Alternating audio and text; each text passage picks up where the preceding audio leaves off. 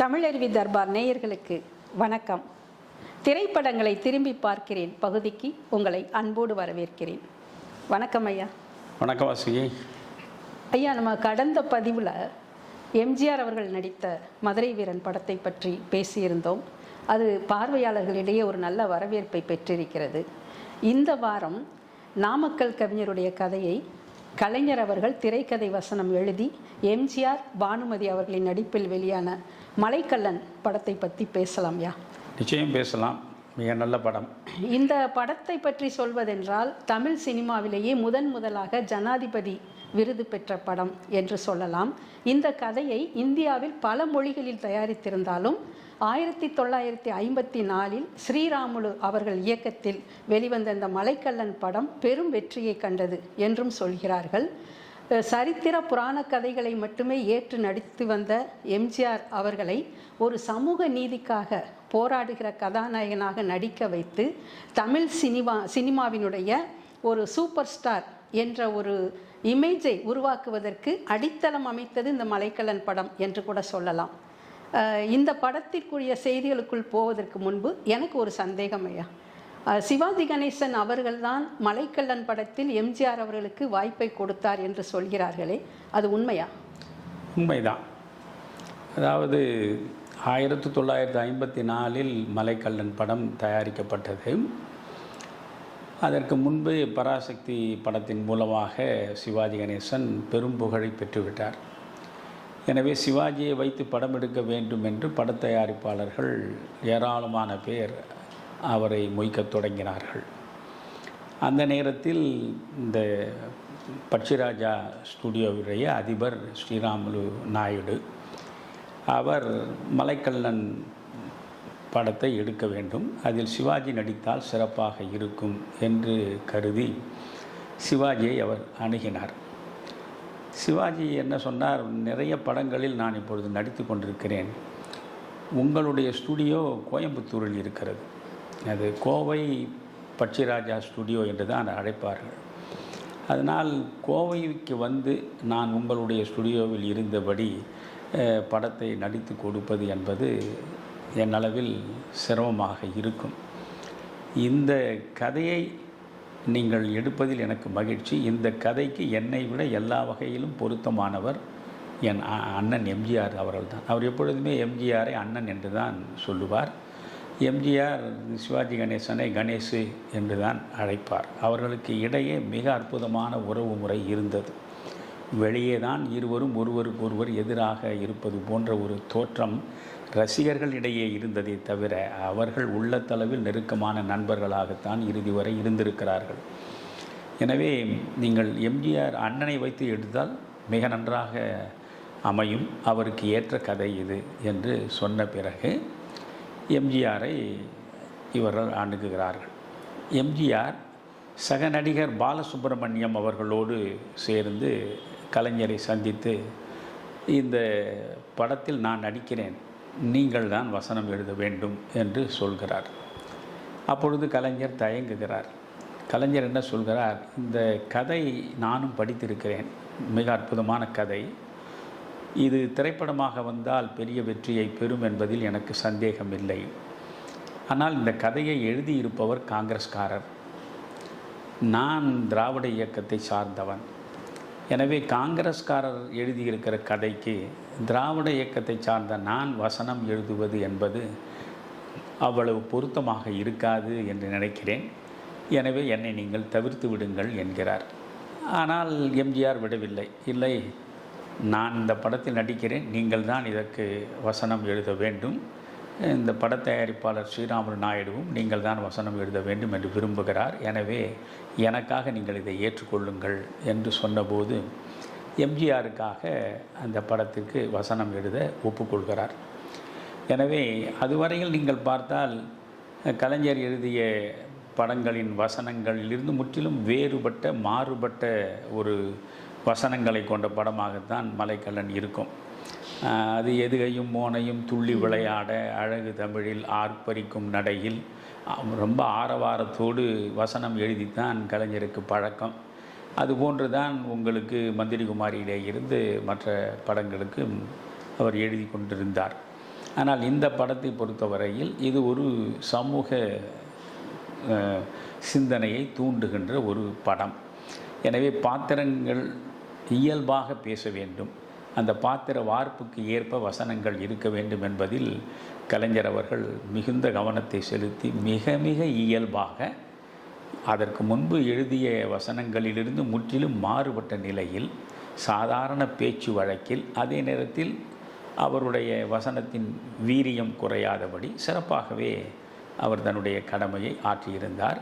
எனவே சிவாஜி கணேசனிடம் இவர்கள் சென்றது உண்மை. சிவாஜி கணேசன் கோவையில் அமர்ந்தபடி இந்த படத்திற்கு நீண்ட நாள் நான் ஷூட்டிங்கில் கலந்து கொள்ள வாய்ப்பு இல்லை. அதனால் என்னை விட இந்த படத்திற்கு மிகவும் பொருத்தமானவர் அண்ணன் தான், அதனால் அவரை நீங்கள் அணுகுங்கள் என்று சொன்னார்கள். பிறகு எம்ஜிஆர் மகிழ்ச்சியோடு அந்த படத்தில் நடித்தார். நீங்கள் பார்த்தால் 1936 எல்லிசார் டங்கன் அவர்கள் இயக்கத்தில் வந்தது தான் சதி லீலாவதி. அது எஸ்.எஸ். வாசனுடைய கதை. அது அந்த சதி லீலாவதியிலே தான் ஒரு நேயர் கூட குறிப்பிட்டிருந்தார். அவர் அதை தவறாக புரிந்து கொண்டு குறிப்பிட்டிருந்தார். சதி லீலாவதியிலே தான் எம்ஜிஆர், என்.எஸ். கிருஷ்ணன், டி.எஸ். பாலையா 3 பேருமே முதல் முறையாக அறிமுகமாகிறார்கள். எனவே நீங்கள் 3 பேருமே முதல் முறையாக அறிமுகமாகி இருக்கிறார்கள். நீங்கள் டி.எஸ். பாலையா மிக உயரத்திற்கு போய்விட்டார் என்பது போல் நீங்கள் சொல்லியிருக்கிறீர்களே என்கிறார். 1936 சதி லீலாவதி படம் வருகிறது. அதில் என்.எஸ். கிருஷ்ணன் நடிக்கிறார். சதி லீலாவதிக்கு பிறகு என்.எஸ். கிருஷ்ணனுக்கு பல படங்கள் தேடி வருகின்றன. அதில் பாலையா நடிக்கிறார். பாலையாவுக்கு என்.எஸ். வந்த சதி லீலாவதி படத்திற்கு பிறகு பல படங்கள் வருகின்றன. அவர் பி.யு. சின்னப்பாவுக்கு வில்லனாக நடிக்கக்கூடிய அளவுக்கு உயர்ந்து விடுகிறார். ஆனால் 1936 சதி லீலாவதி வந்தது. இதற்கிடையே சில படங்களில் எம்ஜிஆர் நடித்திருக்கிறார். பாகவதரோடு சேர்ந்து ராஜமுக்தி என்ற ஒரு படத்திலும் ஒரு சிறிய பாத்திரத்தில் எம்ஜிஆர் நடித்திருக்கிறார். பி.யு. சின்னப்பாவும் பானுமதியும் நடித்த ரத்னகுமார் என்ற திரைப்படத்திலும் எம்ஜிஆர் ஒரு சிறிய பாத்திரத்திலே தான் நடித்திருக்கிறார். இந்த என்.எஸ். கிருஷ்ணனைப் போலவோ பாலையாவைப் போலவோ சதி லீலாவதிக்கு பிறகு மிக வேகமாக உயரத்திற்கு எம்ஜிஆரால் வர முடியவில்லை. எம்ஜிஆருடைய வாழ்க்கை உண்மையிலே வியப்புக்குரியது. எத்தனை தடைகள், எத்தனை பிரச்சனைகள், எத்தனை முட்டுக்கட்டைகள் எல்லாவற்றையும் புறம் தள்ளிவிட்டு ஒரு மனிதன் வெற்றியின் சிகரத்தை அடைவது என்பது அவ்வளவு எளிதானதல்ல, அனைவருக்கும் சாத்தியமானதல்ல. எனவே 1936க்கு பிறகு அவருக்கு ஒரு பிரேக் என்று சொல்வார்களே, அதுபோல அமைந்தது தான் 1947 வந்த ராஜகுமாரி என்கிற படம். அந்த ராஜகுமாரி திரைப்படத்திலே தான் முதல் முறையாக கதாநாயகனாகவே எம்ஜிஆர் நடிக்கிறார். அந்த ராஜகுமாரி படம் வெற்றி பெறுகிறது. அது வெற்றி பெற்ற பின்னாலும் கூட 1947க்கு பிறகு நீங்கள் 1950 தான் மந்திரி குமாரி வருகிறது. இந்த இடையில் 3 ஆண்டு காலத்தில் அவர் நடித்த படங்கள் மிக சாதாரணமான படங்களாகத்தான் அமைந்திருந்தன. கதாநாயகனாக அவரால் தொடர முடியவில்லை. ஆனால் 1950 அவர் மந்திரிகுமாரி படத்தில் நடிக்கிறார். அதுதான் அவருக்கு பெரிய திருப்பு முனையை உருவாக்கி கொடுத்தது. ராஜகுமாரி அவரை கதாநாயகன் அந்தஸ்தில் கொண்டு போய் நிறுத்தியது. மந்திரிகுமாரி அவருக்கு மிகப்பெரிய திருப்பு முனையை உருவாக்கி கொடுத்தது. அதற்கு வசனம் எழுதியவர் கலைஞர். எனவே எம்ஜிஆர் கலைஞர் என்கிற நிலையில் அந்த காம்பினேஷன் மிகப்பெரிய வெற்றியை பெறக்கூடிய சூழல் அடுத்தடுத்து அமைகிறது. ஆனால் 1954 மலைக்கல்லன் வந்த பிறகு அது பெரிய வெற்றியை பெற்றது. உடனே 1955 குலேபகாவலி படம் வந்தது. அந்த படம் வெற்றியை பெற்றது. பிறகு 1956 மதுரை வீரன் வந்தது. தாய்க்கு பின் தாரம் வந்தது. அவை பிரம்மாண்டமான வெற்றிகளை எம்ஜிஆருக்கு தேடி கொடுத்தன. பிறகு 1957 சக்கரவர்த்தி திருமகன், மகாதேவி இந்த படங்கள் இரண்டுமே பெரிய வெற்றியை பெற்றன. 1958 நாடோடி மன்னன் படத்தை அவரே தயாரிக்கக்கூடிய நிலைக்கு அவர் உயர்ந்து விடுகிறார். இதுதான் நீங்கள் அந்த ஏற்ற தாழ்வுகளுக்கு இடையே தான் பெரும் போராட்டங்கள் அவற்றையெல்லாம் சந்தித்துத்தான் அவர் கொஞ்சம் கொஞ்சமாக மேலே வந்திருக்கிறார். எனவே அவரை பொறுத்தவரையில் அவரே தன்னுடைய நான் ஏன் பிறந்தேன் என்கின்ற வாழ்க்கை தொடரில் அவருக்கென்று மிகப்பெரிய திருப்புமுனைகளை தந்த படங்கள் 14 படங்கள் என்று அவர் குறிப்பிடுகிறார். அந்த படங்களில் முக்கியமானது இந்த முதலில் மந்திரி குமாரிக்கு பிறகு மலைக்கல்லன் படம் தான். நீங்கள் என்னென்ன மலைக்கல்லன் எம்ஜிஆருடைய நடிப்பாற்றலை முழுமையாக வெளிப்படுத்திய படம். அதாவது அதற்கு முன்பு அவர் இந்த ராஜாராணி படங்களிலேயே பெரும்பாலும் நடித்தார். அவர் மிகச்சிறந்த வாழ்வீச்சில் புகழ்பெற்றவராக விளங்கினார். கத்திச்சண்டை என்றால் அதற்கு எம்ஜிஆர் தான் என்கிற அளவுக்கு அவர் பெயர் பெற்றிருந்தார். ஆனால் அவர் மிகப்பெரிய அளவுக்கு தன்னுடைய நடிப்பாற்றலை வெளிப்படுத்தியது என்பது மலைக்கல்லன் படத்திலே தான். நீங்கள் குறிப்பிட்டபடி மலைக்கல்லன் படம் தமிழில் மட்டும் பெரிய வெற்றியை பெறவில்லை, அது எடுக்கப்பட்ட எல்லா மொழியிலும் பெரிய வெற்றியை பெற்றது. தமிழில் எம்ஜிஆரை வைத்து முதலில் மலைக்கண்ணனை எடுக்கிறார்கள். அதுக்கு பிறகு நீங்கள் பார்த்தால் மலையாளத்தில் அப்பொழுது புகழ்பெற்ற நடிகராக இந்த சத்தியனை வைத்து மலைக்கல்லன் படம் எடுக்கப்படுகிறது. பிறகு ஆந்திராவில் என்டி ராமாராவை வைத்து மலைக்கல்லனை எடுக்கிறார்கள். கர்நாடகத்தில் ராஜ்குமாரை வைத்து மலைக்கல்லன் படத்தை எடுக்கிறார்கள். இந்தியில் திலீப் குமாரை வைத்து மலைக்கல்லன் படத்தை எடுக்கிறார்கள். இன்னும் சொல்லப்போனால் சிங்களத்திலும் இந்த மலைக்கல்லன் படத்தை எடுத்தார்கள். எல்லா படங்களையும் ஸ்ரீராமுலு தான் தயாரித்தார். வெற்றி மேல் வெற்றியை பெற்றார். அவர் எந்த படத்திலும் கதையை கொஞ்சம் கூட மாற்றவில்லை. மலையாளத்திலோ கன்னடத்திலோ அல்லது இந்தியிலோ தெலுங்கிலோ எடுக்கிற பொழுதும் எம்ஜிஆர் நடித்து பெரிய வெற்றியை தந்த அந்த மலைக்கல்லனை ஃப்ரேம் பை ஃப்ரேம் காட்சியாக அப்படியே தான் அவர் மற்ற மொழிகளிலும் எடுத்து அந்த வெற்றியை அவர் அடைந்தார். பொதுவாகவே ஸ்ரீராமன் நாயுடுனுடைய அந்த பட்சிராஜா ஸ்டுடியோ என்பது அதிக படங்களை தயாரித்தது என்று சொல்ல முடியாது. ஆனால் மிக குறைந்த படங்கள் வெற்றி படங்களாக, சிவகவி பாகவதர் நடித்து மிகப்பெரிய வெற்றியை பெற்றது அவர்கள் தயாரித்தது தான். ஆரியமாலா பி.வி. சின்னப்பா நடித்தது, ஜெகதல பிரதாபன் பி.வி. சின்னப்பா நடித்தது, இந்த 2 படமே மிகப்பெரிய வெற்றிகளை பெற்றது. எனவே மிக குறைந்த எண்ணிக்கையில் படங்களை எடுத்திருந்தாலும் மிகப்பெரிய வெற்றியை பெற்ற தயாரிப்பு நிறுவனமாக அப்பொழுது பட்சிராஜா ஸ்டுடியோ இருந்தது. ஸ்ரீராமன் நாயுடு இருந்தார். அதனால் எம்ஜிஆர் அதற்கு விரைவாக தன்னுடைய இணக்கத்தை தெரிவித்தார். கலைஞரையும் எழுதுவதற்கு ஏற்பாடு செய்தார். மிகச்சிறப்பாக அந்த படம். மலைக்கல்லன் படத்தில் என்னென்ன சிறப்பு அம்சங்களை எல்லாம் நீங்கள் பார்க்குறீங்க? மலைக்கல்லனில் நான் பார்க்கிற முதல் சிறப்பம்சமே எம்ஜிஆருடைய 3 மாறுபட்ட வேடங்கள். நீங்கள் இப்பொழுது தெய்வ மகனில் சிவாஜி கணேசன் 3 வேடங்களில் நடித்திருக்கிறார். அவர் 3 வேடங்களில் 3 விதமான பரிமாணங்களை நடிப்பில் காட்டியிருக்கிறார் என்று நாம் பலபட புகழ்ந்து பேசுகிறோம் அல்லவா? ஆனால் 1954 எம்ஜிஆர் சிவாஜி அளவுக்கு நடிக்கக்கூடியவர் அல்ல, எம்ஜிஆருக்கு மிகப்பெரிய நடிப்பாற்றல் கிடையாது என்பது போல ஒரு பொய் தோற்றம் இன்று வரை நிலவுகிறது. சிவாஜி நடிப்புக்கு எல்லை வகுத்தவர், அதில் ஒன்றும் மாற்று கருத்து இல்லை. ஏனென்றால் எம்ஜிஆருக்கு தொழில் போட்டியாக இருந்தவர் சிவாஜி தான். எம்ஜிஆருக்கு இணையாக தொழிலில் கொடிகட்டி பறந்த ஒரே நடிகர் சிவாஜி தான்.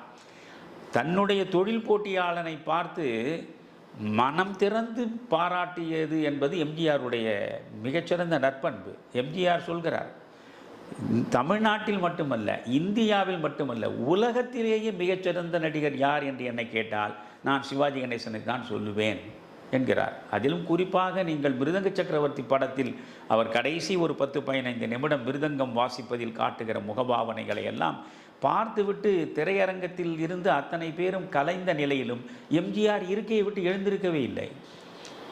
அதற்கு பிறகு 10 நிமிடங்கள் ஆனது. விஎன் ஜானகிக்கே ஒன்றும் புரியவில்லை, மற்றவர்களுக்கும் ஒன்றும் புரியவில்லை. பிறகு மெல்ல எழுந்து கலைஞானம், அந்த படத்தின் தயாரிப்பாளர், அவரை அழைத்து, கலைஞானம் தம்பியிடம் போய் நான் சொன்னதாக சொல், உலகத்திலேயே ஒரே ஒரு நடிகன் தான் உண்டு, அந்த நடிகன் தான் சிவாஜி கணேசன் என்று நான் சொன்னதாக சொல் என்று சொல்லுவார். எனவே சிவாஜி நடிப்பின் எல்லையை தொட்டவர், அது வேறு. ஆனால் எம்ஜிஆருக்கு என்று ஒரு பாணி இருந்தது. இப்பொழுது சிவாஜியினுடைய நடிப்பை பார்த்து அதே மாதிரி நடிப்பதற்கு முயன்று தோற்றவர்கள் பல பேர் இருக்கிறார்கள். சிவாஜி மாதிரியே வசனம் பேசுவது, சிவாஜி மாதிரியே நடப்பது, சிவாஜி மாதிரியே முகபாவங்களை காட்டுவது என்று முயன்று தோற்றவர்கள் திரையுலகத்தில் நிறைய பேர் இருக்கிறார்கள். ஆனால் எம்ஜிஆரை பொறுத்தவரையில் எம்ஜிஆர் மாதிரி நடிப்பதற்கோ எம்ஜிஆர் மாதிரி பாவனைகள் காட்டுவதற்கோ வேறு யாரும் முயற்சி கூட எடுக்கவில்லை. என்றால் எம்ஜிஆருடைய ஒரு தனி பாணி. இதில் அவர் 3 வேடங்களில் வருகிறார். ஒரு வேடத்திற்கும் முற்றிலும் மாறுபட்ட நிலையில் தன்னுடைய நடிப்பாற்றலை அவர் வெளிப்படுத்தியிருப்பார். மலைக்கல்லனிலேயே நான் வியந்து பார்க்கக்கூடிய விஷயம் இது ஒன்று தான். அதில் அவர் மலைக்கல்லனாக வருகிறார். பானுமதியை காத்தவராயன் கடத்தி கொண்டு போகிற போது அந்த நள்ளிரவில் அவனோடு சண்டையிட்டு பானுமதியை காப்பாற்றி மலைக்கல்லன் இருக்கக்கூடிய இடத்திற்கு, அது மலைகளுக்கு இடையே இருக்கக்கூடிய இடம், அந்த இடத்திற்கு பானுமதியை அழைத்து கொண்டு போகிற இடத்தில் இவர் வயோதிகனாக வருவார். ஒரு கொடுவாள் மீசையும் ஒரு வயது முதிர்ந்த தோற்றமும், இடையிலே ஒரு புலித்தோல் ஆடையும் கையில் ஒரு கம்புமாக முற்றிலும் வயது கூடிய ஒரு தோற்றத்தில் அவர் வருவார். அவர்தான் மலைக்கல்லன் என்று பானுமதி நினைப்பார். ஆக இந்த மலைக்கல்லனாக அந்த மலைகளுக்கு இடையே அவர்கள் கட்டி வைத்திருக்கிற அந்த மிகப்பெரிய அரண்மனை மாதிரி இருக்கும். அந்த அரண்மனைக்குள் இந்த அம்மையாரை கொண்டு போய் உட்கார வைத்து விட்டு கொஞ்ச நேரத்தில் ஒரு உடை மாற்றி கொண்டு வருவார். வந்தால் வசீகரமான, எம்ஜிஆருக்கே ஒரு வசீகரம் உண்டல்லவா, அந்த வசீகரமான முகத்தோடு இளைஞனாக அங்கே பானுமதி முன்னால் நிற்பார். அப்பொழுது பானுமதிக்கு ஒன்றும் புரியாது. என்ன இப்போ நீங்கள் யார் என்று கேட்கிற பொழுது இவர் அந்த குரலையே மாற்றி பேசியிருப்பார். அதெல்லாம் ரொம்ப ஆச்சரியமான விஷயம். அந்த வயோதிகனாக அவர் வருகிற பொழுது கரகரத்த குரலில் அவர் பேசுவார். இப்பொழுது இந்த வசீகரம் நிறைந்த இளைஞனாக பானுமதிக்கு முன்னால் வருகிற போது இவர் யார் என்று குழம்புவார். நீங்கள் யார் என்று கேட்கிற பொழுது அவர் கொஞ்சம் திரும்பி அந்த கரகரப்பான குரலில் பேசுகிற பொழுது வியப்பின் எல்லைக்கே பானுமதி போய்விடுவார். யார் அந்த வயது முதிர்ந்த அந்த மனிதனா நீங்கள், அவரும் நீங்களும் ஒன்றா என்று கேட்பார்.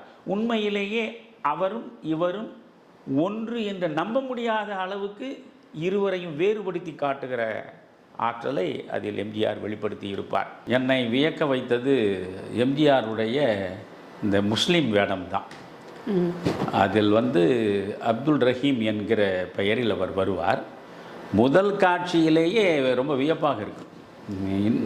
இன்ஸ்பெக்டராக இருக்கிற எம்ஜி சக்கரபாணி அவரை வீடு தேடி பார்க்கிற இடம்தான் முதலில் இந்த முஸ்லீமாக வரக்கூடிய காட்சி. ஒரு பெரிய பணக்கார முஸ்லீம் எப்படி இருப்பார், அவருடைய நடை உடை பாவனைகள் எல்லாமே. அவர் முஸ்லீம்குரிய தொப்பி, கண்ணாடி இப்படி கீழே வரைக்கும் இருக்கிற மாதிரி அந்த கண்ணாடி அப்படி இருக்கும், மூக்குக்கு கீழே வர மாதிரி போட்டுருப்பார். அதுக்கப்புறம் தாடி, இந்த கையில் ஒரு சின்ன தடி வச்சுருப்பார். ஒரு நடப்பார், அப்படி தாங்கி தாங்கி நடக்கிற மாதிரி நடந்து வருவார். எல்லாவற்றை விட அழகு அவர் மஜீத், அந்த அவருடைய உதவியாளர் மஜீத் கரம் சாயா லேவோ, தோ கரம் சாயா லேவோ, ஜல்தி ஆரே அப்படின்னு அந்த வேடத்தில் அவர் முழுக்க ரொம்ப ரொம்ப இயல்பாக ஒரு இஸ்லாமியராக அவருடைய நடை உடை பாவனை பேச்சு எல்லாமே முற்றிலும் நம்ம வியக்க வைக்கும். அதனால் 3 வேறுபட்ட தோற்றங்களில் மலைக்கல்லனில் அவர் முதன்முறையாக மக்களிடம் தன்னுடைய முழுமையான நடிப்பாற்றலை வெளிப்படுத்தி வியக்க வைத்தார். அந்த வகையில் மலைக்கல்லன் மிகவும் எம்ஜிஆருடைய கலை உலக பயணத்தில் குறிப்பிடத்தக்க இடத்தை பெற்றது. இதில் இந்த படத்தில் பானுமதி அவர்களும் நடித்திருக்கிறார்கள் இல்லையா? அந்த காலத்தில் ரொம்ப ஒரு பேர் போன ஒரு நடிகை. அவருக்கும் இந்த எம்ஜிஆர் அவர்களுக்கும் இருக்கின்ற அந்த இருவருடைய நடிப்பு இந்த படத்தில் எந்த அளவுக்கு வியக்கத்தக்க வகையில் வெளிப்பட்டதுன்னு நினைக்கிறீங்க? இல்லை, இதற்கு முன்பு பி.யு. சின்னப்பாவும் பானுமதியும் கதாநாயகியாக நடித்து ரத்னகுமார் படத்தில் எம்ஜிஆர் நடித்திருப்பார். ஆனால் இந்த மலைக்கல்லன் படம் தான் எம்ஜிஆர் பானுமதியினுடைய முதல் படம் என்று நான் நினைக்கிறேன். இருவரும் ஜோடியாக நடித்த முதல் படம்.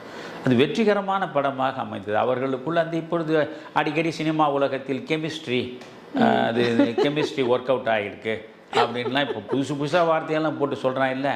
இந்த கெமிஸ்ட்ரி 1954 எம்ஜிஆருக்கும் பானுமதிக்கும் ஒர்க் அவுட் ஆகிடுச்சு. அவ்வளவு பொருத்தமாக இருப்பார்கள் ரெண்டு பேரும் பக்கம் பக்கமாக நிற்கிறவர்கள். அந்த வெற்றி தான் உங்களுக்கு 1956 மதுரை வீரனில் இதே ஜோடி வருவதற்கான வாய்ப்பு கிடைத்தது.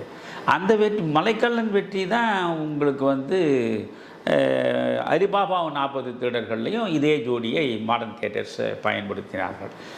அதுபோல் தேவரனுடைய தாய்க்கு பின் தாரம் படத்துலேயும் எம்ஜிஆர் பானுமதி ஜோடி தான். எனவே அந்த கட்டத்தில் பார்த்தீங்கன்னா ரொம்பவும் புகழ்பெற்ற வெற்றிகரமான ஜோடி அது. அதனால தான் 1956 பிறகு நாடோடி மன்னனை அவர் எடுக்கிறார் இல்லையா. நாடோடி மன்னன் அவர் சொந்த படம். அந்த படத்திலும் பானுமதியை தான் அவர் முதலில் தன்னுடைய நாயகியாக ஏற்பாடு செய்து நடித்திருக்கிறார். எனவே எம்ஜிஆர் பானுமதி இருவருமே திரையில் தோன்றுகிற பொழுது ஒருவருக்காக ஒருவர் என்பது போன்று இருக்கும். இத்தனைக்கும் நீங்கள் பார்த்தீங்கன்னா ஒரு வியக்கத்தக்க அம்சம், இந்த மலைக்கல்லன் படமானாலும் சரி, தாய்க்கு பின் தாரும் பின்னாலே வந்ததானாலும் சரி, அலிபாபா 40 திருடர்கள் ஆனாலும் சரி, நீங்கள் மதுரை வீரனையே எடுத்துக்கொண்டாலும் சரி, நெருக்கமான காட்சிகளில் எம்ஜிஆரும் பானுமதியும் காதல் காட்சிகளில் நடித்திருக்கவே மாட்டார்கள். ரொம்ப கண்ணியமாக அந்த பாத்திர வார்ப்பு அமைக்கப்பட்டிருக்கும். அந்த காதல் காட்சிகள் அவ்வளவு கண்ணியமாக இருக்கும். கொஞ்சம் கூட ஒரு நெருக்கமாக காதலனும் காதலியும் கட்டி தழுவுவது போலவோ அப்படியெல்லாம் இருக்கவே இருக்காது. அந்த பெண்களுக்கு உரிய கண்ணியத்தை காக்க வேண்டும் என்பது போல அந்த பாத்திரங்களோடு ரொம்ப நெருக்கமாக தன்னை இனங்காட்ட மாட்டார்.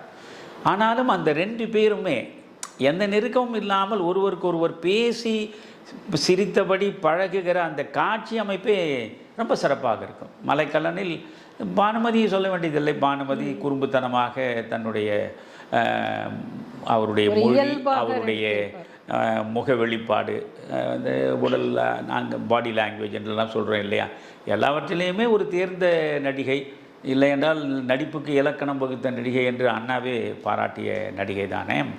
எனவே அந்த படத்தில் தனக்கு உரிய பாத்திரத்தை சிறப்பாக நடித்திருப்பார். அதில் முதல் காட்சியிலேயே அவர் வெள்ளை குதிரையின் மீது ஏறி வீட்டிற்குள்ளே வருகிறார் போல தான் அந்த காட்சி அமைப்பே இருக்கும். அந்த தொடங்கி கடைசி வரைக்கும் அவருடைய பாத்திரத்தை ரொம்ப நேர்த்தியாக, அதாவது மிகைப்பட்ட நடிப்பே அந்த படத்தில் பானுமதியிடம் பார்க்க முடியாது. சில படங்களில் பானுமதி மிகைப்பட்ட பாவங்களை காட்டுவார். இந்த படத்தில் அப்படி இல்லை. ரொம்ப சிறப்பாக அந்த பாத்திரத்திற்கு ஏற்றால் போல் நடிப்பை வெளிப்படுத்தியிருப்பார். எம்ஜிஆர் இந்த படத்தில் மிக மிக அற்புதமாக அந்த 3 காட்சிகள், இந்த முதல்ல வயோதிகனாக வருகிற மலைக்கல்லன் என்பது கொஞ்ச நேரம்தான். அதுக்கு பிறகு வசீகரமான வாலிபனாகத்தான் வருவார். ஆனால் பெரும்பகுதி பின்னால் நீங்கள் மலைக்கல்லனுடைய பின்பகுதியில் முழுவதும் ஆக்கிரமித்து கொண்டவர் அந்த அப்துல் ரஹீம் தான். இந்த படத்தினுடைய காட்சி அமைப்புகள்லாம் எப்படி படமாக்கியிருக்காங்க? இந்த படத்தில் உங்களுக்கு மிகவும் பிடித்த காட்சி எது? இல்லை, இந்த படத்தை பொறுத்தவரையிலும் படம் பார்த்த அத்தனை பேரையும் வியக்க வைத்தது, ஒரு பிரமிப்போடு பார்க்க வைத்தது அந்த கேபிள் கார் காட்சி தான்.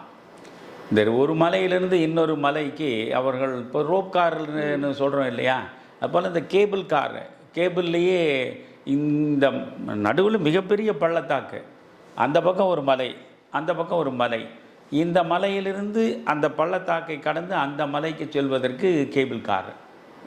அந்த கேபிள் காரை காட்டுகிற இடம், கேபிள் காரை பயன்படுத்தி இருக்கிற விதம், அந்த பள்ளத்தாக்கு மலைகள் சூழ்ந்த இடத்தில் எடுத்திருக்கிற காட்சி அமைப்பு, எம்ஜிஆர் பானுமதியை முதலில் இந்த காத்தவராயனிடமிருந்து காப்பாற்றி அழைத்து கொண்டு போவது அந்த கேபிள் காரில் தான் அழைத்து கொண்டு போவார்.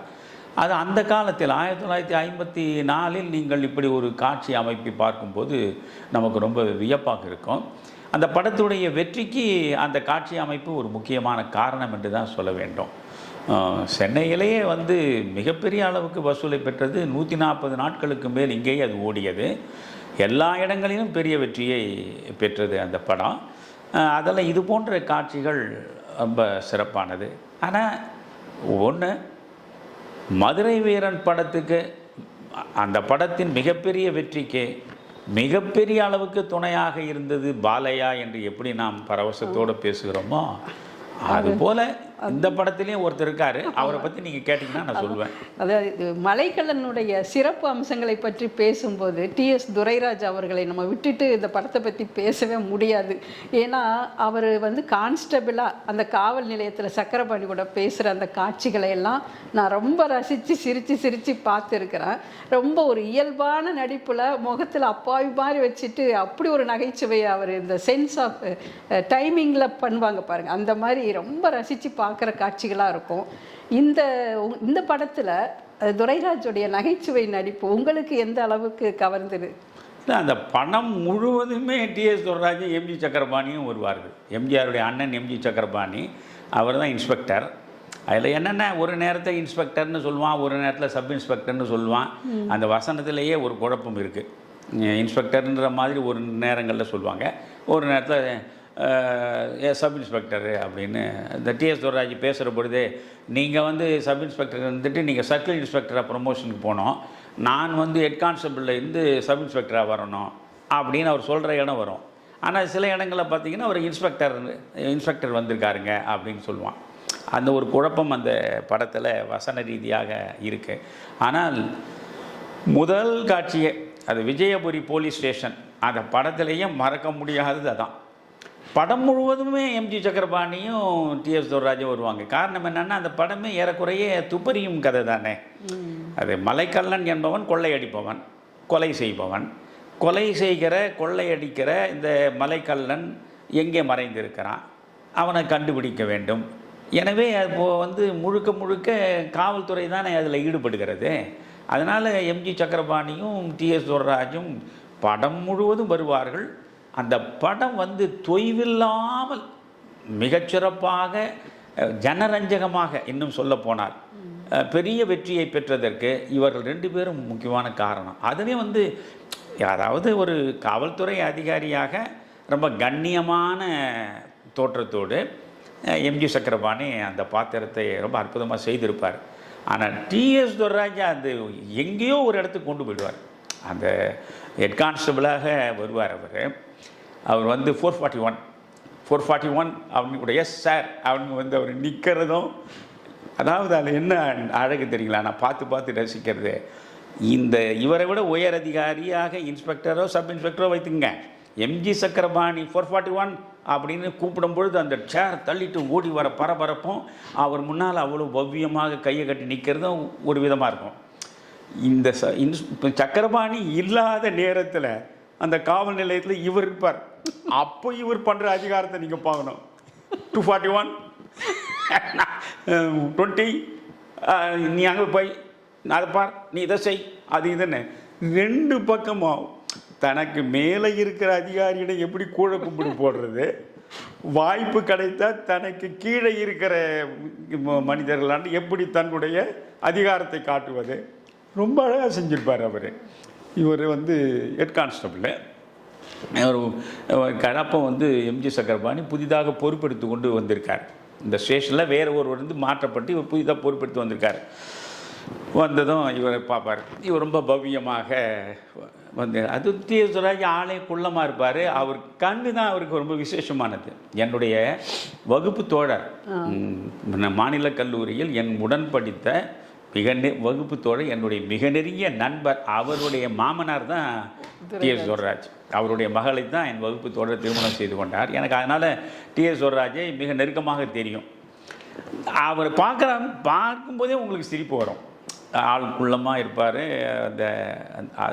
அந்த காலத்தில் புகழ்பெற்ற நகைச்சுவை நடிகர் அவர் வந்து கூப்பிடுவார். 441 அப்படின்னு வந்து உட்கார்ந்த உடனே எம்ஜி சக்கரபாணி கூப்பிடுவார். எஸ் சார் அப்படின்னு வந்து பவ்யமாக வந்துப்பார். என்னையா இன்றைக்கி என்ன விசேஷம் அப்படின்னு கேட்பார். என்ன விசேஷம், இன்னைக்கு ஏகாதசி சார், வழக்கமாக சாப்பிட்ற சாப்பாடு கூட இன்றைக்கி கிடையாது சார் அப்படின்னு சலிச்சுப்பார். ஏயா எப்போ பார்த்தாலும் சாப்பாட்டை பற்றியே தான் உனக்கு நினப்பா? இந்த மீனம்பட்டி கொலை கேஸு பற்றி ஏதாவது தகவல் கிடைச்சிதா? எங்கே சார் கிடைச்சிது? ஒரு தகவலும் கிடைக்கல சார். என்னையா சொல்கிற? ஒரு தகவலை எப்படி கிடைக்கும் சார்? தகவல் கிடைச்சிருந்ததுன்னா நீங்கள் இருக்கிற இடத்துல ஏற்கனவே ஒரு இன்ஸ்பெக்டர் இருந்தார். அவர் ஏன் சார் இந்த ஸ்டேஷனை விட்டு போகிறாரு? எதுவுமே துப்பே கிடைக்கல சார் அப்படின்னு. அப்படியா? சரி, இந்த காத்தவராயன் மலைக்கல்லன்னு 2 பேர் ஏராளமாக அவங்க மேலே கேஸாக கிடக்க, கொலை கேஸுங்க, கொள்ளை அடிச்சது எல்லாமே இருக்கேன். இவர்களை உனக்கு தெரியுமா? அப்படின்னு. தெரியும் சார். அந்த டிஎஸ்வரை சொல்கிற அந்த காட்சியை தான் நீங்கள் பார்க்கணும். இந்த 2 பேரும் உங்களுக்கு தெரியுமாயா? தெரியும் சார். எப்படியா தெரியும் சார்? அவங்க 2 பேரும் கடவுள் அவதாரம் சார். என்ன வளர்ற? ஆமாம் சார், அவங்க அவதாரங்க சார். சில பேர் சொல்கிறான் காத்தவராயன் மலைக்கல்லன் இருக்கிறாங்கன்னு, சில பேர் சொல்கிறான் காத்தவராயனும் இல்லை மலைக்கல்லனும் இல்லைன்றான், சில பேர் காத்தவராயனும் மலைக்கல்லனும் ஒரே ஆளுன்னு தான் சொல்கிறான், சில பேர் வேறு மாதிரிலாம் சொல்கிறான். ஒரே கன்ஃபியூஷன் ஆகிருக்கு சார். ஒன்று பேசுவார். நீ என்னையே கன்ஃபியூஸ் பண்ணுற நீ? சரி, ஏதாவது உருப்படியாக மலைக்கல்லனை பற்றி தகவல் தெரியுமா தெரியாதா? இது வரைக்கும் எதுவும் துப்பு கிடைக்கல சார். இதை சொல்கிறது தான் நீங்கள். அதை விட சூப்பரான விஷயம், இந்த மீனம்பட்டி கொலை கேஸு சம்பந்தமாக இது கேஸு அது போய் பார்த்தியா நீன்னு?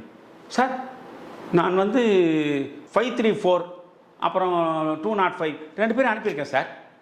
யோ, கேஸை நீ எட்கான்னு நீ போய் பார்த்தியான்னா நான் 2 பேர் அனுப்பிட்டேன்னு சொல்லிட்டு நீங்கள் உட்காந்துக்கிறியா அப்படின்னு. அப்புறம் வெளில பேச. சரியா, 1 மாதத்துக்குள்ள நீ இந்த காத்தவராயன் மலைக்கல்லனை பற்றி சரியான துப்பை நீ கொண்டு வரலன்னு வச்சுக்க, நான் டிஎஸ்பியான்னு சொல்லிட்டு உன்னை இடத்த மாற்றிடுவேன். அதுக்கு முன்னே இதை நீ எப்படியாவது துப்பு கண்டுபிடிக்கணையா? சார், ரொம்ப ரொம்ப பரிதாபமாக சொல்லுவார் சார். இந்த ஒன்று செய்யலாம் சார், ஒரு ஐடியா சார். என்ன? நம்ம 2 பேர் இதில் ஒன்றும் பண்ண வேண்டாம் சார். இந்த கல்யாணமே ஆகாத பிரம்மச்சாரி போலீஸ்காரங்க இருக்கான்னு பாருங்கள் சார், அவனுங்களை இதில் காத்தவராயனையும் மலைக்கல்லனையும் பிடிக்க சொல்லுவோம் சார். நம்ம 2 பேரும் பாதுகாப்பாக இங்கே இருப்போம் சார். என்னையா பேசுகிற? இப்படி ஒரு பயந்தாங்கொல்லியாக இருக்கிறவன் எதுக்கே போலீஸ்காரன் பொழப்புக்கு தான் சார். சரி, அதெல்லாம் போட்டோம். நீ 1 மாதம் உனக்கு டைம். 1 மாதத்துக்குள்ளே நீ இந்த மலைக்கல்லனை பற்றிய துப்பை கொண்டு வரலைன்னா, துப்பு கிடைக்கல, தகவல் தரலைன்னா உன்னை நான் டிஎஸ்பிக்கு எழுதி வேறு இடத்துக்கு மாற்றிடுவேன் சார். முதல்ல அதை செய்யுங்க சார். அவர் எதை இவருக்கு பனிஷ்மெண்ட் கொடுக்குற மாதிரி சொல்லுவார். இவர் முதல்ல அதை செய்யுங்க சார், புண்ணியமாக போச்சு சார். எனக்கு சார் 3 பையனுங்க, 6 பொண்ணுங்க, 2 பொண்டாட்டிங்க, 1 அம்மா, 1 அப்பா. இத்தனை பேரும் என் பொழப்பு, என் சம்பாத்தியம் தான் சார் நடக்கணும். இங்கே இருக்கிறது பெரிய பிரச்சனை சார். நீங்கள் என்ன மாற்றிட்டீங்கன்னா என் குடும்பமே உங்களுக்கு ரொம்ப புண்ணியமாக இருக்கும் சார். நான் சொல்கிறேன். அது மாதிரி இந்த முதல் காட்சியிலேயே நம்ம மனசை அள்ளிடுவார் டிஎஸ் வரராஜ். அதிலேருந்து ஒரு காட்சியுமே அந்த ஸ்டேஷனில் டிஎஸ் வரராஜ் வர ஒரு கான்ஸ்டபிள் ஒரு கேஸ் பிடிச்சின்னு வருவான். இவர் ரொம்ப கம்பீரமாக இருப்பார். அதாவது சக்கரபாணி இல்லாத நேரத்திலலாம் இவர் ரொம்ப ஒரு அந்த ரைட்டர் டேபிளில் உட்காந்து அவ்வளோ கம்பீரமாக உட்காந்துருப்பார். ஏன்னா இவர் கீழே இருக்கிற சாதாரண கான்ஸ்டபிள் தான், இவர் ஹெட் கான்ஸ்டபிள். என்னையா அவன் என்ன அவனை கொண்டு வந்துக்கிறேன்? இல்லை சார், ஒரு கேஸ் பிடிச்சிட்டு வந்துக்கிறேன் சார். அப்படியா? கேஸை பிடிச்சி வந்துக்கிறேன். சரி சொல் என்ன உன்னை பேனெல்லாம் எடுத்துப்பார் எழுது என்ன சொல்லு. இல்லை சார், இவன் சைக்கிளில் போனான், சைக்கிளில் போகும்போது லைட் இல்லை சார். சைக்கிளில் போனால் லைட் இல்லையா? ஏயா, சைக்கிளில் லைட் இல்லாமல் போகக்கூடாதுன்னு அது தப்புன்னு தெரியாதா உனக்கு? இல்லை சார், லைட்டோடு தான் போனேன் சார், அப்புறம் காற்றுல அணைஞ்சி போச்சு சார். அணைஞ்சி போச்சா? என்ன அவன் காற்றுல அணைஞ்சி போச்சுன்றான். உண்மையா? ஆமாம் சார், நானும் தொட்டு பார்த்தேன், சூடாக தான் இருந்தது சார். சூடாக இருந்தது இல்லை, அப்புறம் எதுக்கு அவனை இங்கே ஆக்ஷன் வந்த அப்படின்னு சொல்லிட்டு சரி இனிமேல் பட்டு லைட்டெல்லாம் இல்லாமல் நீ சைக்கிள் ஓட்டக்கூடாது சரியா போயா நான் நினச்சிட்டேன் ஐயா என்னையா கேஸை பிடிச்சாந்துக்கிறேன் கேஸ்னா ஒரு ஸ்ட்ராங் வேணாம் ஒரு ஸ்ட்ராங் கூட இல்லாமல் ஒரு கேஸை ஏற்றாந்துக்கிறேன் போ அப்படின்னு ஒரு காட்சியில் இன்னொரு காட்சி ரொம்ப சூப்பராக இருக்கும் உட்காந்து பாரு வருவான் சார் நான் ஒரு கம்ப்ளைண்ட் கொடுக்கணும் சார் என்ன விஷயம் சொல்லு என்ன கம்ப்ளைண்ட்டு சொல்லு சார் என்னை அடிச்சிட்டாங்க சார் அடிச்சிட்டாங்களா யார்யா அங்கம்மா சார் உன்னை அங்கம்மா நீ எழுதிப்பார் அங்கம்மாவா சரி எந்த ஊர் காரியாவா இதே ஊர் தான் சார் சரி இந்த ஊருன்ற எந்த தெருவியா நம்ம தெரு தான் சார் நம்ம தெருவா ஆமாம் சார் நான் இருக்கிற தெரு தான் சார் சரி அந்த தெரு எந்த வீடு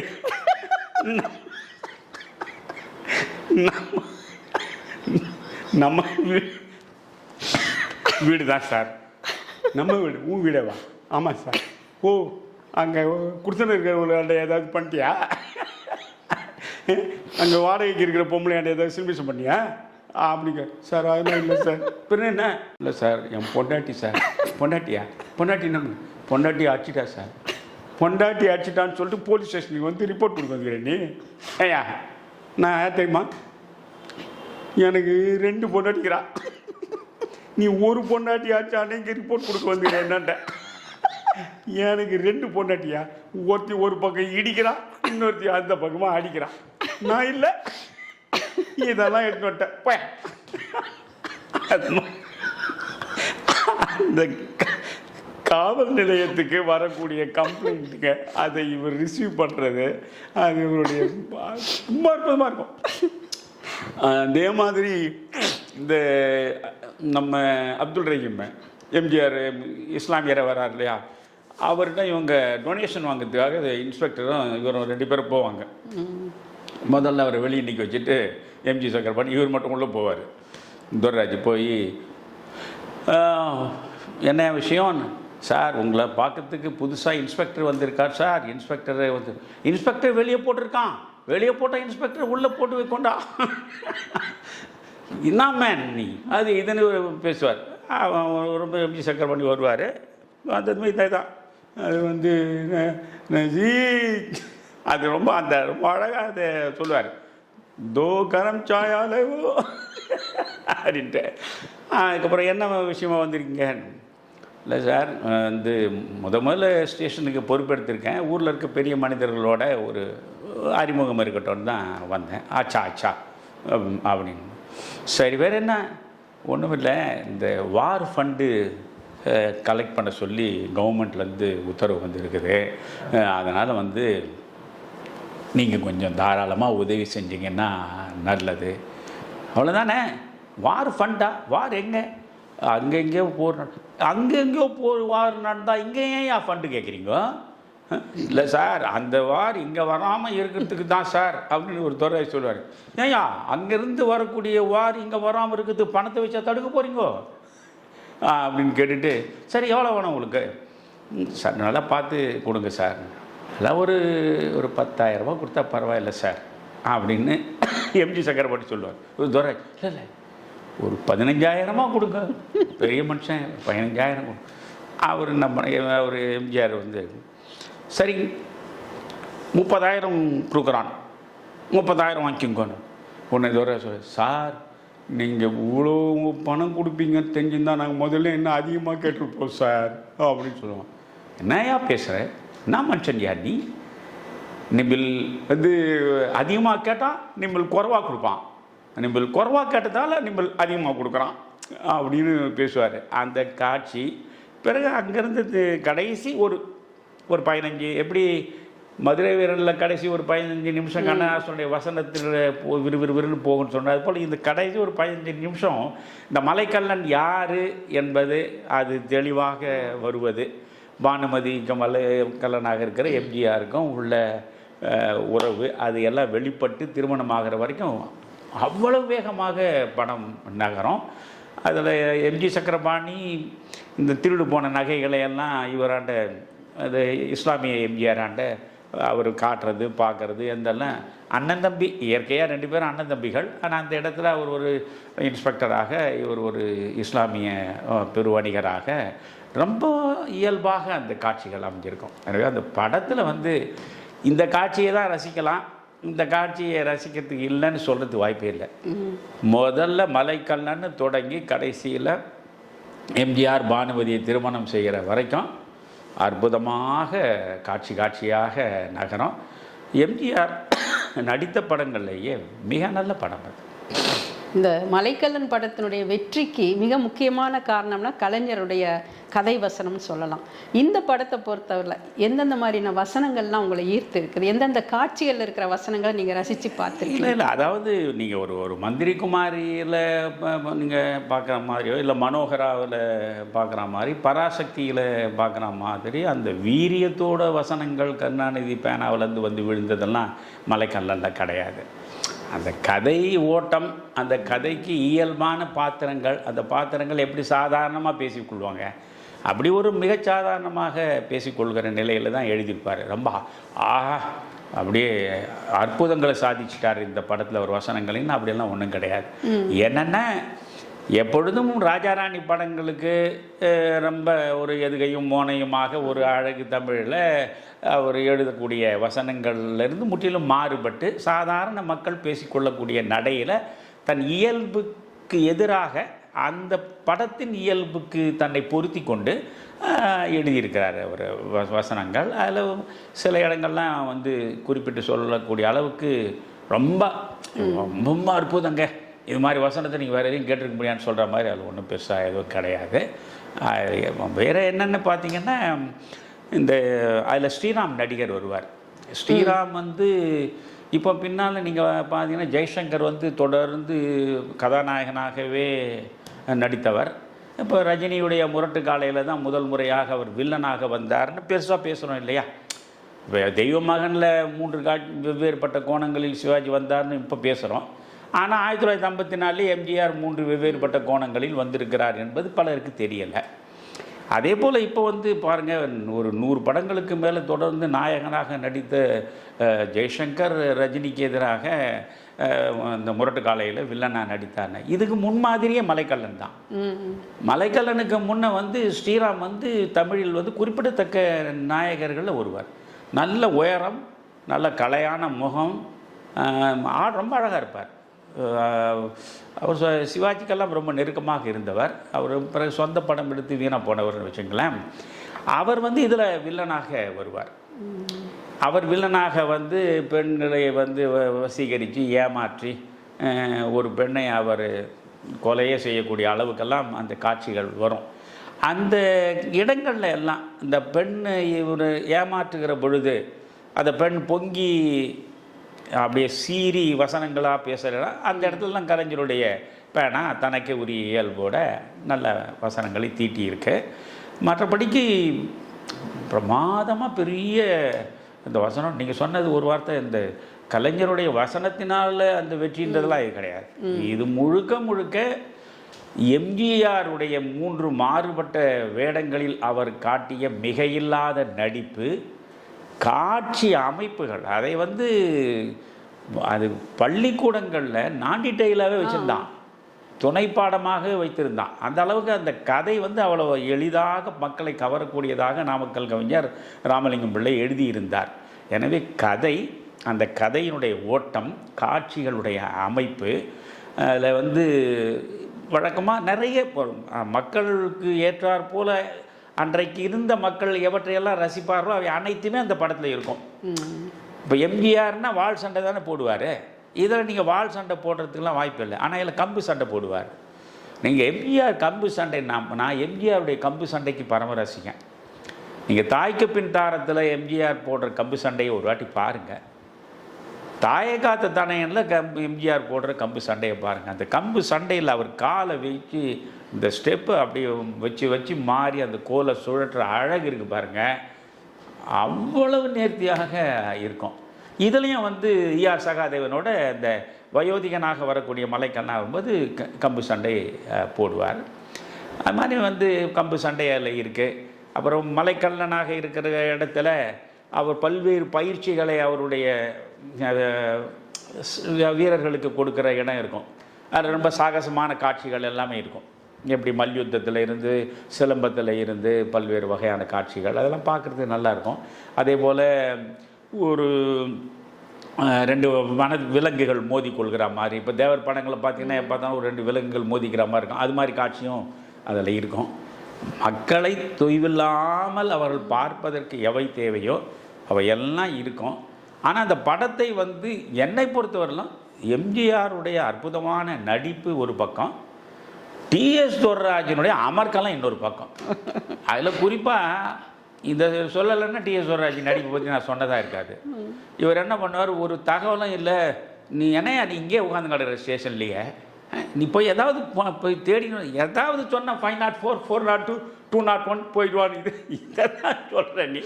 நீ எங்கே போகிறேன்னு கேட்கும்போது இவர் என்ன பண்ணுவார், திடீர் ஒரு நாள் ஒரு சைவ சாமியாராக கூட பெரிய தாடி வச்சுக்கினேன் ரொம்ப பக்கவாக இருப்பார். அந்த அவர் இருக்க குள்ளத்துக்கும் கமண்டலம் தண்டு இதெல்லாம் எடுத்துக்கின்னு அவர் உள்ள அங்கிங்கனாதபடி எங்கும் பிரகாசமாய ஆனந்த பூர்த்தியாயின்னு உள்ள வருவார். எம்ஜி சக்கரபாணி உட்காந்துப்பார். இவர் சாதாரணமாக வந்தாவே எஸ் சார் 441 ஒரு குரல் கொடுத்தா எஸ் சார்ன்னு அடிச்சு பிடிச்சி போடுவார். இப்போ நேராக இது பக்கம் வந்து அப்பானே அப்படின்ட்டு ரொம்ப சர்வசாதாரணமாக எம்ஜி சக்கரபாணியாண்ட இவர் பேசுவார். யார் நீன்னு, நாமார்க்கும் கொடியல்லோம் நமனை அஞ்சோம் பொன்னார் மேனியனே எல்லாத்தையும் பாடுவார்.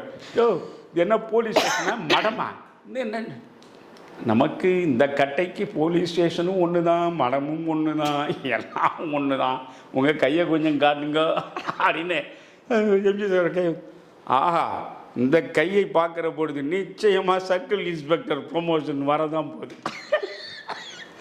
நீங்கள் சர்க்கிள் இன்ஸ்பெக்டர் ஆக போகிறீங்க. இந்த கருப்பையா, ஒரு பேர் கருப்பையா, டிஎஸ் துரைராஜ், இந்த கருப்பையா நிச்சயமாக அவன் சப் இன்ஸ்பெக்டர் ஆகிடுவான் அப்படின்வார். அவர் அப்போ தான் சந்தேகம், யோ 441 அப்படின்னு உடனே அந்த நம்பர் சொன்னால் போதும் அவருக்கு உடனே பேசத்தில் கட்சி எஸ் சார் அப்படிப்பா. யோ என்னையா எனக்கே தெரியல, ஆளே முற்றிலும் மாதிரி என்னையா ஏமாத்திட்டியே. நான் ஸ்டார்ட் பண்ணுறது, நீங்கள் போய் துப்பு தொலைக்க சொல்கிறீங்க, சாதாரணமாக போனால் துப்பு தொலைக்க முடியுமா சார், அதான் சார் இப்படியெல்லாம் போனேன் வரேன். ஸோ படம் முழுக்க டிஎஸ் துரைராஜ் எம்ஜி சக்கரபாணி வருகிற காட்சிகளை எல்லாம் நம்ம மனம் விட்டு ரசிக்கலாம். நகைச்சுவை என்ன இன்றைக்கி என்னென்ன கண்ட நகைச்சுவையே வச்சுருக்கானே, அவ்வளோ இயல்பாக இருக்கும். அவள் நீங்கள் சிரிக்காமல் உங்களால் அந்த படம் பார்க்க முடியாது.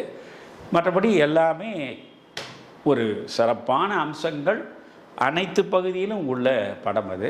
சுப்பையா நாயுடு அவர்கள் தானே இதுக்கு இசையமைத்திருக்கிறார். இந்த படத்தினுடைய பின்னணி இசை எப்படி இருக்கிறது, அதில் இடம்பெற்ற பாடல்கள் எப்படி காட்சிப்படுத்தப்பட்டிருக்கின்றன, உங்களுக்கு பிடித்த பாடல் காட்சிகள் என்ன? அதாவது அதில் வந்து பானுமதியே ஒரு 2 பாட்டு பாடுவாங்க, அவர் நடனமும் ஆடுவாங்க. அதெல்லாம் வந்து கொடுமையான விஷயம். என்ன அது பத்மினி நடனம் ஆடினா பார்க்கலாம், குமாரி கமலா நடனம் ஆடினா பார்க்கலாம். பானுமதிக்கு ஏற்கனவே கொஞ்சம் கனத்த சரீரம் தான்.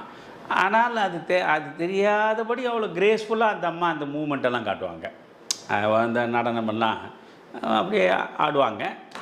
அந்த பாடல்கள் எல்லாம் ஒரு சுமாரான ரகம் தான், ரொம்ப பெரிய வெற்றி பெற்ற பாடல்கள். ஆனால் அந்த படத்தில் திருப்பு முனையாக ஒரு பாட்டு இருக்குது.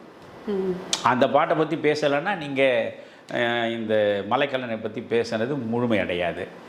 அது வந்து அற்புதமான பாட்டு. அதுதான், எத்தனை காலம்தான் ஏமாற்றுவார் இந்த நாட்டிலே, சொந்த நாட்டிலே நம் நாட்டிலே, இன்னும் எத்தனை காலம்தான் ஏமாற்றுவார் இந்த நாட்டிலே இந்த பாட்டு.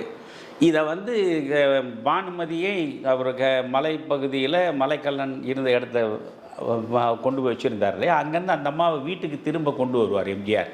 இப்போ வருகிற பொழுது அந்த வசீகரமான இளைஞனாக தான் வருவார். அப்போது பானுமதி அந்த வெள்ளை குதிரை மேலே உட்கார வச்சு இவரை நடந்துக்கினே அந்த குதிரையினுடைய சேனத்தை பிடிச்சிக்கினே நடந்துக்கின்னு வருவார். அது ஒரு அழகான காட்சி. அந்த மலைகளுக்கு இடையே அந்த இடத்துல தான் இந்த பாட்டு. இதுதான் வந்து எம்ஜிஆருக்காக முதலில் குரல் கொடுத்தது டிஎம்எஸ் ஓ மலைக்கல்லனில். அந்த பாடல் எம்ஜிஆருக்கு அந்த குரல் அவ்வளவு பொருத்தமாக போய் சேர்ந்ததுனால அதற்கு பிறகு வரிசையாக எம்ஜிஆருக்கு டிஎம்எஸ் பாட தொடங்கினார். அது ஒரு விஷயம். மிக முக்கியமான செய்தி இதில் என்னென்னா, இந்த படத்துக்கு பாட்டு எழுதினது முதல்ல இது தஞ்சை ராமையதாஸ். எத்தனை காலம்தான் ஏமாற்றுவார் இந்த நாட்டிலே, சொந்த நாட்டிலே, நம் நாட்டிலேன்னு பல்லவியை அவர் எழுதினார். அது பிறகு ஏதோ பிரச்சனை வந்துடுச்சு அவங்களுக்குள்ள.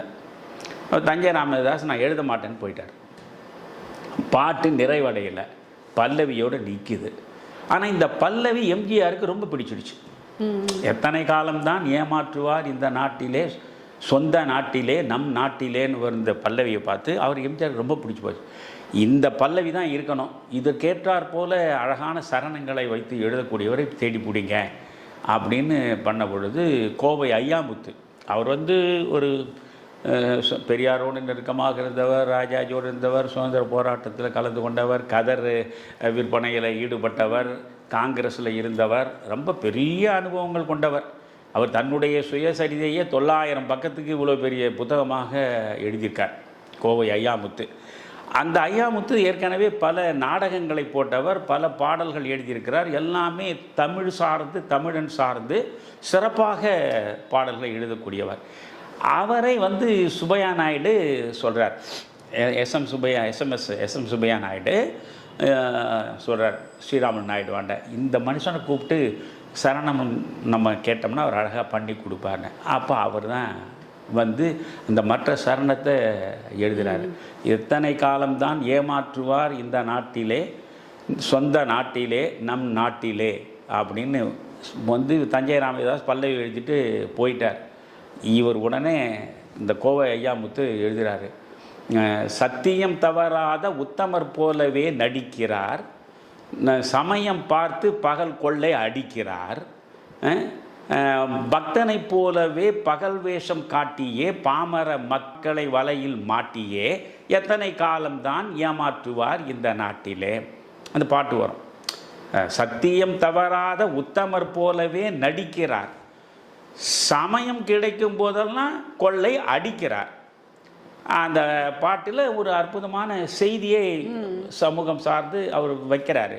அது தெருவெங்கும் பள்ளிகள் கட்டுவோம், பாரதியுடைய ஆமாம், தெருவெங்கும் பள்ளிகள் கட்டுவோம், கல்வி தெரியாத பேர்களே இல்லாமல் செய்வோம், கருத்தோடு பல தொழில்கள் அதை பயிலுவோம். அப்படி ஒன்றா வரும். ஊரில் கஞ்சிக்கு இல்லை என்ற சொல்லே இல்லாமல் ஆக்குவோம், ஆளுக்கு ஒரு வீடு கட்டுவோம், அதில் ஆய கலைகள் அனைத்தையுமே நாம் கொண்டு வந்து செய்வோம். இது மாதிரி ஒரு அற்புதமாக ஒரு சமூகம் சார்ந்த ஒரு செய்தியை அவர் முடிச்சு கொடுத்தாரு. அந்த பாடல் எல்லா பட்டி தொட்டியங்கும் எதிரொலிக்க தொடங்கியது. இந்த பாடலுக்கு கிடைத்த வரவேற்பு தான் எம்ஜிஆருக்குள்ள ஒரு சிந்தனையை உருவாக்கியது. எம்ஜிஆர் பாடல்களுக்கு தனி கவனம் செலுத்தியவர். ஒவ்வொரு பாடலுக்குள்ளேயும் தன்னுடைய பிம்பத்தை வளர்த்தெடுக்கக்கூடியது போன்ற கருத்துக்கள் இருக்க வேண்டும் என்று பார்த்து பார்த்து கவிஞர்களை எழுத வைத்தவர் என்று சொல்கிறோமே, இதன் தொடக்க புள்ளி இந்த பாடல் தான். இந்த பாடல் பட்டி தொட்டி எங்கும் திரும்புகிற இடமெல்லாம் இது ஒலித்த நேரத்தில் அவர் யோசிக்கிறார், இனி நம்ம ஒவ்வொரு படத்திலும் இது மாதிரி சமூக நலன் சார்ந்த சிந்தனையை தூண்டுகிற தத்துவ செறிவு மிக்க பாடல்களை நாம் பயன்படுத்தி கொள்ள வேண்டும் என்பது தான். பின்னால் பட்டுக்கோட்டை, கல்யாண சுந்தரத்திலிருந்து வாலி, புலமை பித்தன் வரைக்கும் அவர் எழுதுறதெல்லாம் நீங்கள் பார்த்தீங்கன்னா மிக அற்புதமான சமூகம் சார்ந்த தத்துவ கருத்துக்களாக இருக்கும். அதனால தான் இதில் ஒரு வேடிக்கை பார்த்தீங்கன்னா, திருநெல்வேலியில் களக்காடு என்கிற ஒரு பகுதி நினைக்கிறேன், அந்த இடத்துல ஒரு தலைமை ஆசிரியர், அந்த தலைமை ஆசிரியர் மாரல் கிளாஸ் இருக்குல்ல வகுப்பில், நீதி போதனை நடத்துகிற போது வேறு எதையும் நடத்த மாட்டாங்க, எம்ஜிஆருடைய படங்களின் பாடல்களை மட்டும்தான் வைத்துக்கொண்டு அவர் பிள்ளைகளுக்கு நீதி போதனை சொல்லுவார். அப்போ அந்த ஒரு பாட்டும் ஒரு பாடமாக இருந்தது. இவையெல்லாம் எம்ஜிஆருடைய பிம்பத்தை கூட்டிக் கொண்டே போனது. இவற்றுக்கெல்லாம் அடித்தளமாக அமைந்தது எத்தனை காலம்தான் ஏமாற்றுவார் இந்த நாட்டில். இன்னை வரைக்கும் அந்த பாட்டினுடைய பாருங்கள், அந்த பல்லவி அப்படியே பொருந்தல உங்களுக்கு? பொருத்தமாக தான் இருக்கு. இன்றைக்கு எத்தனை காலம் இன்னும் எத்தனை காலம் தான் ஏமாத்த போறானுங்க? நாம 100 வருடங்கள் ஆனாலும் இந்த பாடல் இப்படிதான் இருக்கும் போல. இதே இல்லையா? சத்தியம் தவறாத உத்தமர் போலவே நடிக்கிறார், சமயம் கிடைக்கிற போதெல்லாம் கொள்ளை அடிக்கிறார். அதுதான் நடந்துன்னு இருக்கு. அதனால் பாடல் என்பது இந்த ஒரு பாட்டு தான் மனசில் நிற்கக்கூடியது. ஆனால் படம் தொடங்குற போதே நாமக்கல் கவிஞர் எழுதிய கவிதைகளே ரொம்ப சிறப்பானதாக அடிக்கடி குறிப்பிடப்படுவது தமிழன் என்று ஒரு இனம் உண்டு, தனியே அவருக்கு ஒரு குணம் உண்டு என்று அவர் எழுதியது. அதுதான் தொடக்கத்திலே அந்த பாடல் இடம்பெறும். அந்த பாடலோடு தான் மலைக்கல்லன் தொடக்கம். ஆக முதல் காட்சியிலிருந்து கடைசி வரைக்கும் உண்மையிலேயே ஒரு அற்புதமான படத்தை பார்த்த நிறைவு உங்களுக்கு நிச்சயம் வரும். எத்தனையோ பேர் திரைப்படங்களை பற்றி விமர்சனங்களும் திறனாய்வுகளும் ஊடகங்களில் செய்து கொண்டு தான் இருக்கிறார்கள். ஆனால் நீங்கள் ஒரு திரைப்படத்தை பற்றி பேசும்போது அந்த கதாபாத்திரமாகவே உருவெடுத்து உங்களுடைய உடல் மொழியாகட்டும், உங்களுடைய அந்த குரலில் ஏற்ற இறக்கங்கள் இதையெல்லாம் பார்த்து சொல்லிட்டு இருக்கும்போது மறுபடியும் அந்த படத்தை நம்ம திரும்பி பார்க்கணுங்கிற ஆர்வத்தை நிச்சயமாக எல்லாருக்கும் ஏற்படுத்தும். அதுவும் குறிப்பாக இன்றைக்கு இந்த டிஎஸ் துரைராஜ் பற்றி நேராக அந்த திரையில் அவர் நடித்ததை பார்க்கும்போது கூட நான் இவ்வளோ சிரிக்கலாம். நீங்கள் அந்த காட்சிகளை ஒவ்வொன்றாக விவரித்து கொண்டே வரும் பொழுது ரொம்ப சிரிப்பாக இருக்குது. அந்த காலத்து நகைச்சுவை நடிகர்கள்லாம் பாருங்களேன், சும்மா நின்னாலே அவங்க உடல் மொழியே நமக்கு ஒரு சிரிப்பை இன்னைக்கும் விரசம் இருக்கு. ஆமாம், இன்றைய நகைச்சுவை காட்சியெல்லாம் எடுத்துக்கிட்டிங்கன்னா விரசமான வசனங்கள், ஒருத்தர் அடிக்கிறதுனால நகைச்சுவை ஏற்படுத்தி இதெல்லாம் மனசில் கூட நிற்க மாட்டேங்குது, பிடிக்கவும் மாட்டேங்குது. இப்போ பாருங்கள், 1954 வந்த படமாக இருந்தாலும் எவ்வளோ இன்றைக்கும் ரசித்து அதை பார்க்கக்கூடிய ஒரு அற்புதமான நடிப்பை தான் டிஎஸ் துரைராஜ் கொடுத்துருக்கிறாரு. அதை நீங்கள் எடுத்து சொன்ன விதம் ரொம்ப ரொம்ப அற்புதமாக இருந்தது. மலைக்கல்லனை பற்றி சுருக்கமாக சொல்வதென்றால், மலைக்கல்லன் மக்களின் மனங்களை கொள்ளையடித்த கல்வன் என்று சொல்லலாம். வேறு ஒரு எம்ஜிஆர் படத்தோடு உங்களை சந்திக்கிறேன். விறுவிறுப்பான அரசியல் நிகழ்வுகள் குறித்த ஆய்வுகள், நியாயங்களின் நிறம் மாறாத கூர்மையான விமர்சனங்கள், தீமைகளை சுட்டெரிக்கவும் நல்ல அரசியலை வளர்த்தெடுக்கவும் அறிவார்ந்த விவாதங்கள், இளைய தலைமுறையிடம் விழிப்புணர்வை ஊட்டும் விரிவான வரலாற்று விளக்கங்கள், கலை, இலக்கியம், ஆன்மீகம், பண்பாடுகளை படம் பிடித்து காட்டும் கருத்தோவியங்கள் வாரந்தோறும் உங்கள் தமிழருவி தர்பாரில் அணிவகுக்கும்.